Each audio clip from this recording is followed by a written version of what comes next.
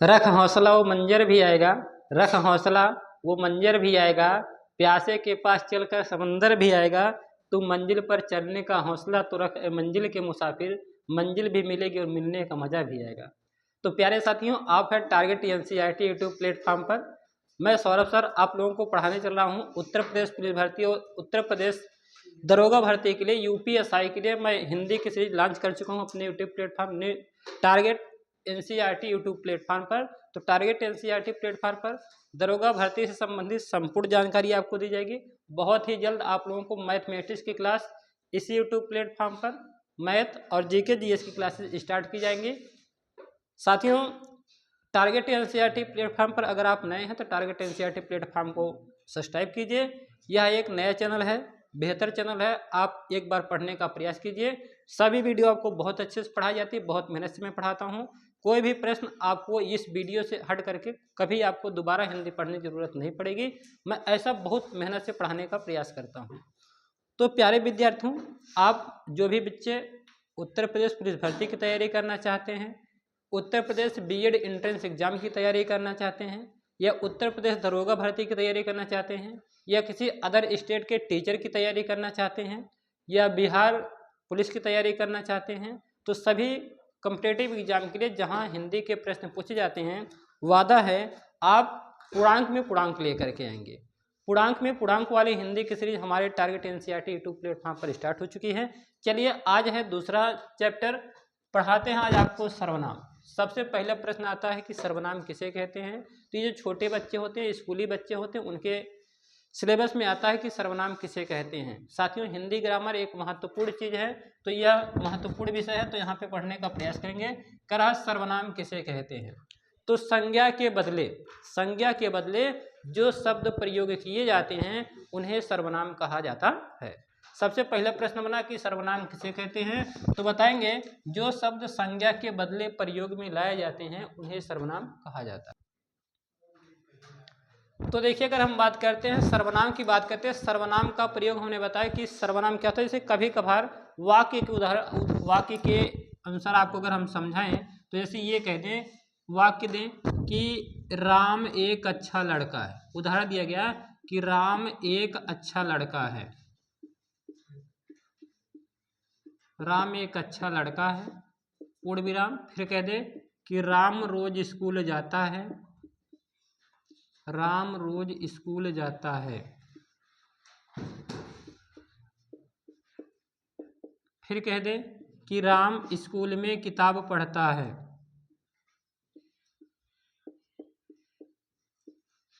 किताब पढ़ता है।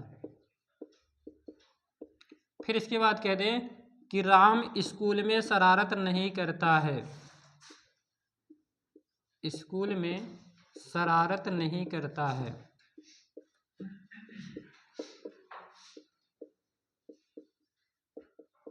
तो देखिए, जैसे बार बार करा कि राम एक अच्छा लड़का है, इतना तो बात तो ठीक था कि हाँ राम एक अच्छा लड़का है।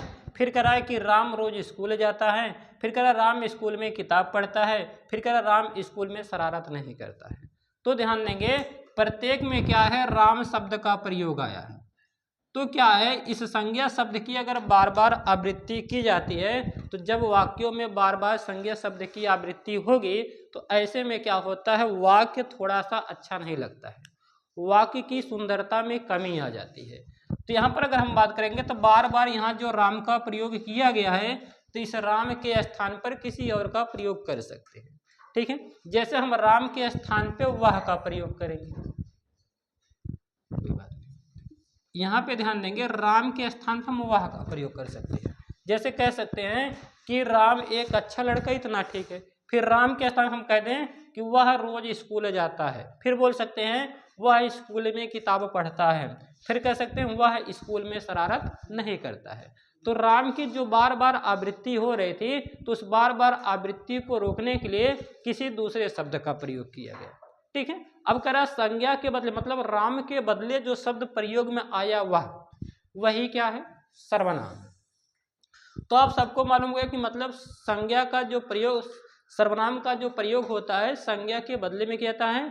कहने का मतलब जब संज्ञा का बार बार प्रयोग होता है तो एक ही संज्ञा का बार बार प्रयोग ना हो, तो एक ही प्रकार की एक ही संज्ञा जब बार बार प्रयोग में आती है तो उस एक ही संज्ञा का ब्रेक लगाने के लिए, रोकने के लिए सर्वनाम का प्रयोग किया जाता है।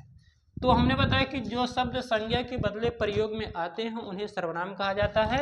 उदाहरण के लिए करा वह, तुम, मैं, आप, ये सभी क्या हैं? ये सभी सर्वनाम हैं। अब बात आती है कि हिंदी में सर्वनाम की संख्या कितनी है। पिछली बार उत्तर प्रदेश दरोगा भर्ती का परीक्षा हुआ था, उसमें 7 बार एक क्वेश्चन पूछा गया था कि हिंदी में सर्वनाम की संख्या कितनी होती है। दरोगा भर्ती में 7 शिफ्ट में प्रश्न पूछा गया था। मतलब अब आप कहेंगे, जब कहेगा हिंदी में सर्वनाम की संख्या कितनी, तो आप बताएंगे हिंदी में सर्वनाम की संख्या 11 है। दूसरा प्रश्न कह रहा है कि हिंदी में सर्वनाम के कितने भेद होते हैं, तो हम लोग जानेंगे कि हिंदी में सर्वनाम के 6 भेद होते हैं।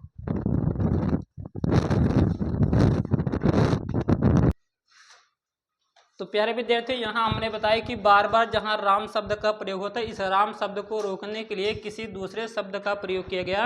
तो कहने का मतलब संज्ञा के बदले जिसका प्रयोग किया गया उसको हम सर्वनाम कहते हैं।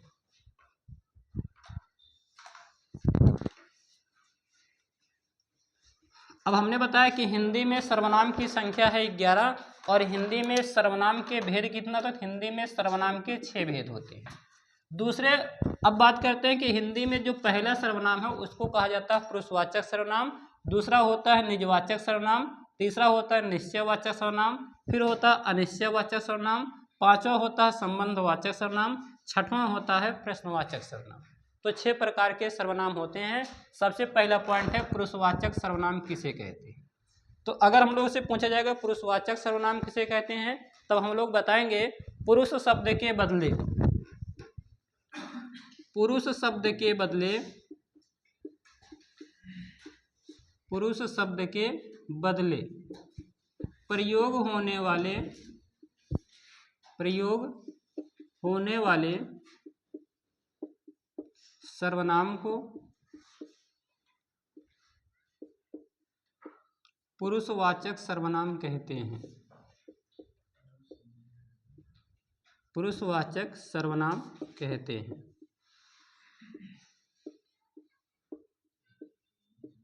पुरुषवाचक सर्वनाम 3 प्रकार के होते हैं। पुरुषवाचक सर्वनाम 3 प्रकार के होते हैं। पहला होता है प्रथम पुरुष, दूसरा होता है मध्यम पुरुष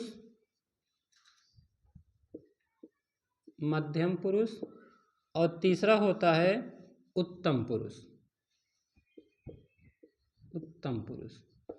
तो 3 प्रकार के सर्वनाम होते हैं। जब बात करेगा पुरुषवाचक सर्वनाम की, तो पुरुषवाचक सर्वनाम 3 प्रकार का होता है, प्रथम पुरुष, मध्यम पुरुष और उत्तम पुरुष। सबसे पहली बात पूछा गया उत्तम पुरुष किसे कहते हैं। ठीक है, पुरुष का मतलब क्या होता है, वक्ता होता है।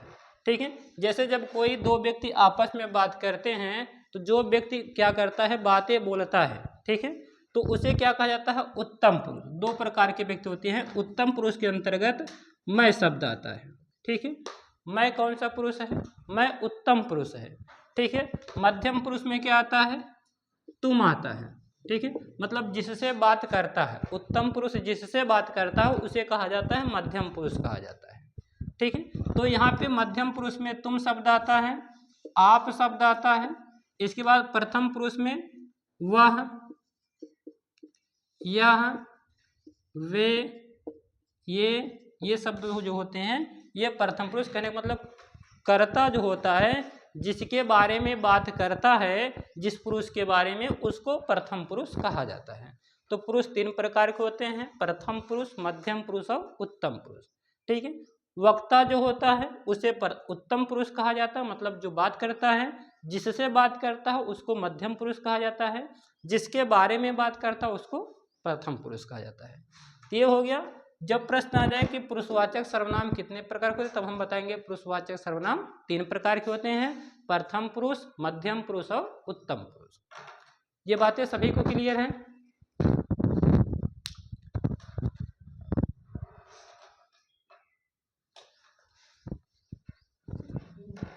क्या बोलो?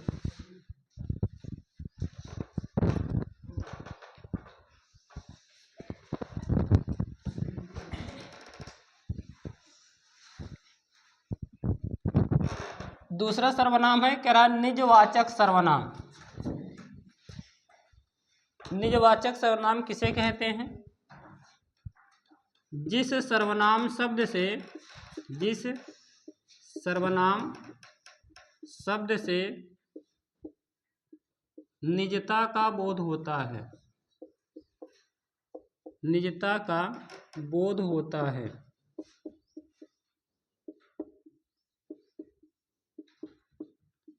उसे निजवाचक सर्वनाम कहते हैं।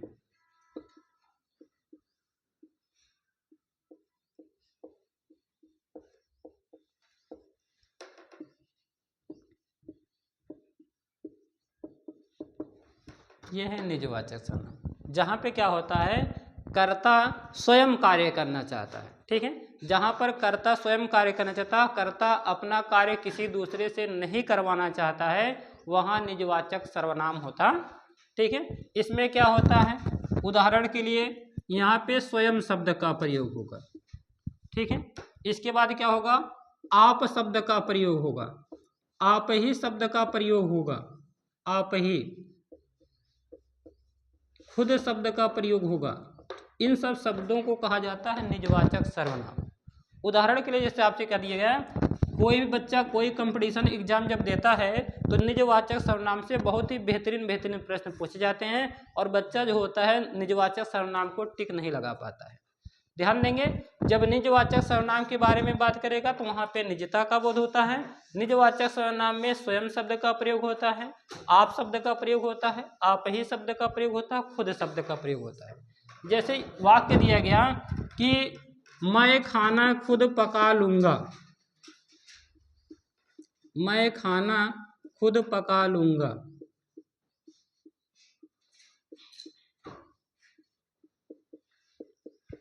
तो यहाँ पे खुद शब्द क्या है, ऐसे वाक्य में लिया कह रहा है कि मैं खाना खुद पका लूँगा। जब आप कंपटीशन एग्जाम देंगे तो वहाँ पे ये प्रश्न पूछा जाएगा, जैसे दे दिया जाए मैं खाना खुद पका लूँगा, इस वाक्य में कौन सा सर्वनाम है। तब आपको 4 ऑप्शन दे दिया जाता है, निजवाचक सर्वनाम, निश्चयवाचक सर्वनाम, अनिश्चयवाचक, संबंधवाचक सर्वनाम। तो बहुत से बच्चे इसमें मिस्टेक कर देते हैं, सोचते हैं कि निजवाचक होगा कि निश्चयवाचक होगा, भूल जाते हैं। लेकिन जहाँ पर खुद का प्रयोग होगा, स्वयं का प्रयोग होगा, आपका प्रयोग होगा, आप ही का प्रयोग होगा, तो वहाँ पे जान जाएंगे कि वहाँ पर निजवाचक सर्वनाम है। उदाहरण के लिए से कह दें, वह आप ही चला गया, वह आप ही चला गया। तो यहाँ पर क्या है, निजवाचक सर्वनाम, क्योंकि आप ही शब्द का प्रयोग हुआ है, ठीक है। तो ऐसे वाक्य अगर आपको मिलेंगे तो वहाँ पे हो जाएगा निजवाचक सर्वनाम।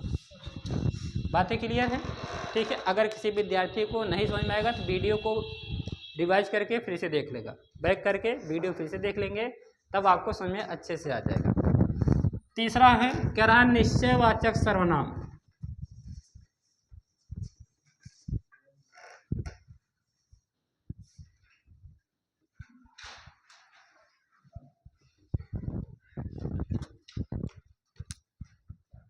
निश्चयवाचक सर्वनाम को संकेतवाचक सर्वनाम भी कहा जाता है।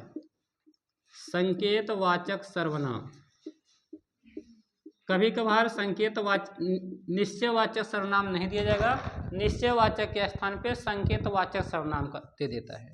तब ऐसे में हम लोग क्या करेंगे, चाहे हम निश्चयवाचक सर्वनाम बोलें चाहे संकेतवाचक सर्वनाम बोले, ठीक है। तो कह रहा है जिस सर्वनाम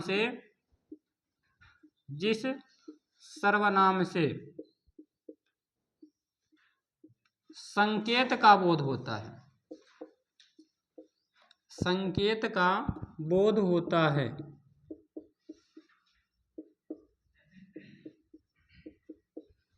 ठीक है, या निश्चितता के बारे में बोध होता है, तब उसे निश्चयवाचक सर्वनाम कहा जाता है।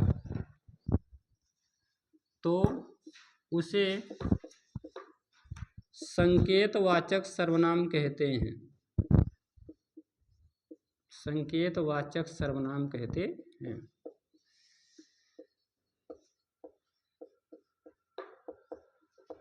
उदाहरण के लिए कहा गया है, यह घर मेरा है, यह घर मेरा है। ठीक है। फिर कह रहा है वह श्याम है, तो यहाँ पे निश्चितता का बोध कह रहा वह श्याम है, ठीक है। यह और वह ये दोनों संकेतवाचक सर्वनाम है। यह और वह इशारा प्रयुक्त करते हैं, इशारा को दर्शाते हैं, इसलिए जब कह देगा यह घर मेरा है तो आपको सीधे सीधे यहाँ पे यह मिल जाएगा, वह मिल जाएगा, वे मिल जाएंगे, ये शब्द मिल जाएगा। तो यहाँ पर हम लोग जान जाएंगे यहाँ पर ये संकेत का बोध कराते हैं। वह हो गया, यह हो गया, ये हो गए, वे हो गए, ऐसे शब्द संकेत का बोध कराते हैं। इसलिए ऐसे वाक्यों में संकेतवाचक सर्वनाम या निश्चयवाचक सर्वनाम होता है। ऑप्शन में एक ही मिलेगा, या तो निश्चयवाचक मिलेगा या तो संकेतवाचक मिलेगा, दोनों ऑप्शन नहीं रहेगा। बातें क्लियर हैं? हो सकता है ये प्रश्न भी सबको अच्छे समझ में आ गया हो। अगला प्रश्न है, कह रहा अनिश्चयवाचक सर्वनाम किसे कहते हैं?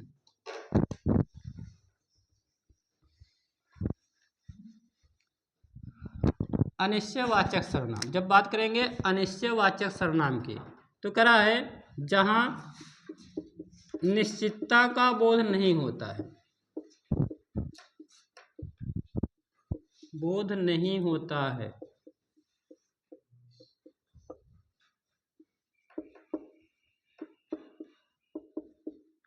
उसे अनिश्चयवाचक सर्वनाम कहते हैं।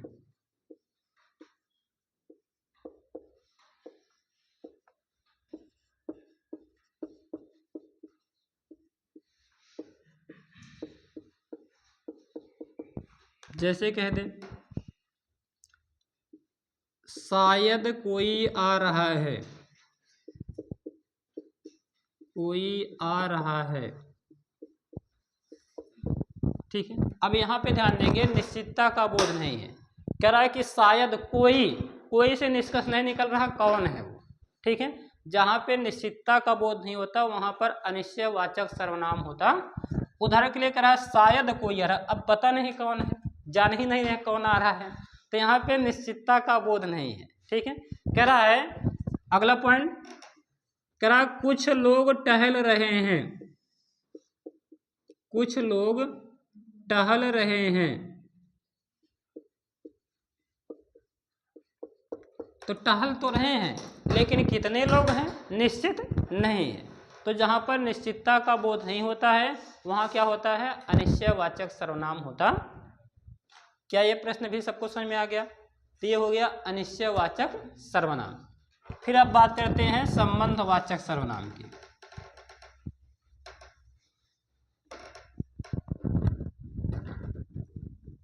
संबंधवाचक सर्वनाम, संबंधवाचक सर्वनाम किसे कहते हैं? जहां दो वाक्य या दो सर्वनाम आपस में जुड़े होते हैं, जुड़े होते हैं,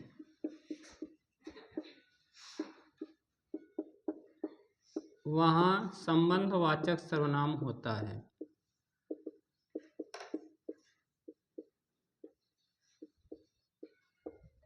संबंधवाचक सर्वनाम होता है।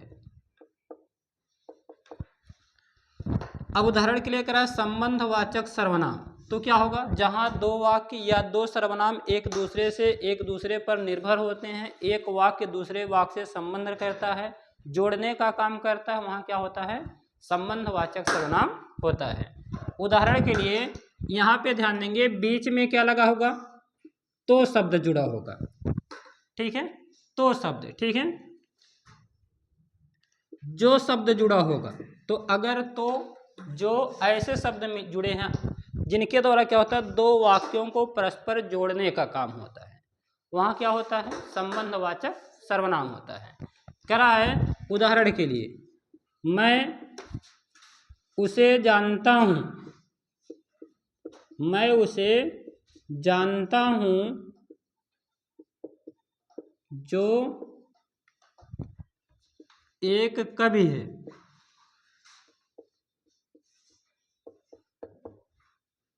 ठीक है। कह रहा है कि मैं उसे जानता हूँ जो एक कवि है। तो यहाँ पे जो शब्द क्या कर रहा है? वाक्यों को जोड़ने का काम कर रहा है। ठीक है, फिर कह रहा है जैसे कह दे जिसकी लाठी उसकी भैंस,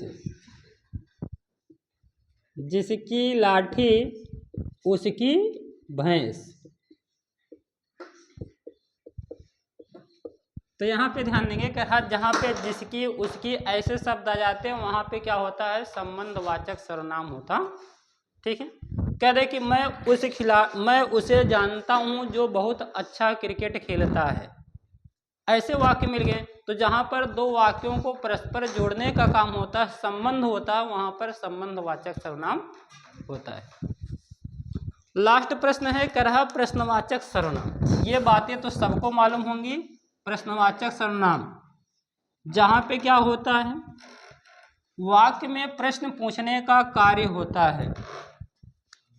जब वाक्य में प्रश्न पूछने का कार्य होता है, प्रश्न पूछने का कार्य होता है, तो उसे प्रश्नवाचक सर्वनाम कहते हैं।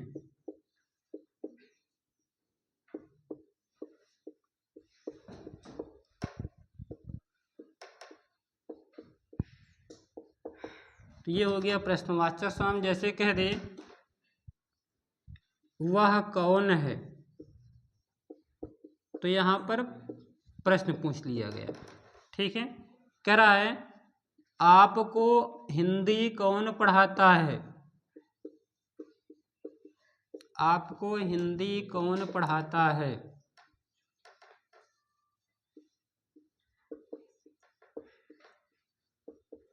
फिर कह रहा है वे कहाँ जा रहे हैं,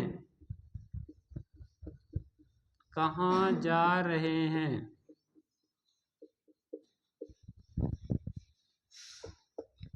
तो ये हो गया प्रश्नवाचक सर्वनाम। उम्मीद करते हैं कि पूरी की पूरी वीडियो आपको बहुत अच्छी लगी होगी। कल हम हाजिर होंगे एक नए और बेहतरीन वीडियो के साथ। कल हिंदी का एक और क्लास चलेगा। ठीक है, इसके बाद 3 दिन इंग्लिश की क्लासेज होती हैं, 3 दिन हिंदी की क्लासेज होती हैं। तो वीडियो को यहीं बंद करते हैं। थैंक यू, जय हिंद।